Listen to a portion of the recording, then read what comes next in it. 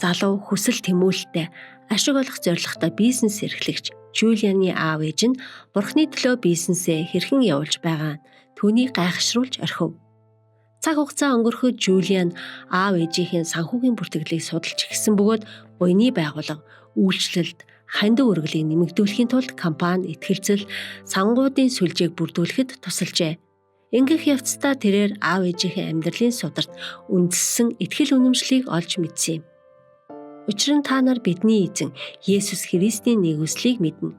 Тэр баян байсан ч та нарын төлөө ядуу болсон. Ингэснээр та нар түүний ядуурлаар баян болох боломжтой болсон. Жулиан хэлэхдээ энэ үнэн түүний зүрх сэтгэлийн зорилгыг шалгасан гэв.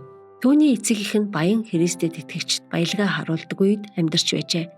Тэд өөрсдийн эзэмшдэг цаг хугацаа бүрийг Бурханд харьяалагддаг бөгөөд өөрсдийнхөө төлөө биш зөвхөн Бурхны алдар суугийн төлөө ашиглах ёстой гэж үздэг байв. Хэдийгээр тэд тансаг амьдралаар амьдарч болох байсан ч аривч хямгч өөрсдийн боломжоос хамаагүй доогуур амьдрахыг сонгосон юм.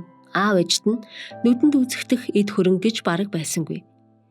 Нэг өдөр илүү үнэтэй сонголт амьдралыг хэлбэр болгож болох байсан ч аав нь ихэд хэмнэлттэй шийдвэр гаргаж байгааг харсны дараа Жулиан ааваа ээжээ та хоёр яагаад өөрсдөө илүү ихийг зарцуулж болохгүй гэж яагаад амьдралын тансаг байдлыг илүү их эдэлж болохгүй гэж хэмээн асуув.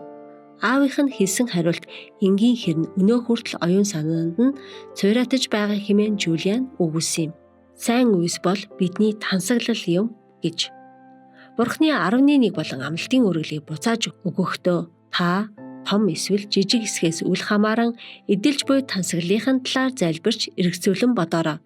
Тэнгэрийн хаан тусыг өргөжүүлэх тансаглалын төлөө заримыг нь эсвэл бүгдийг нь золиослох сонголт хийхэд Бурханаас удирдамж хүсээрэй. Өөрсдийгөө адагт харин Бурхныг нэгдүгээрт тавьцгаая.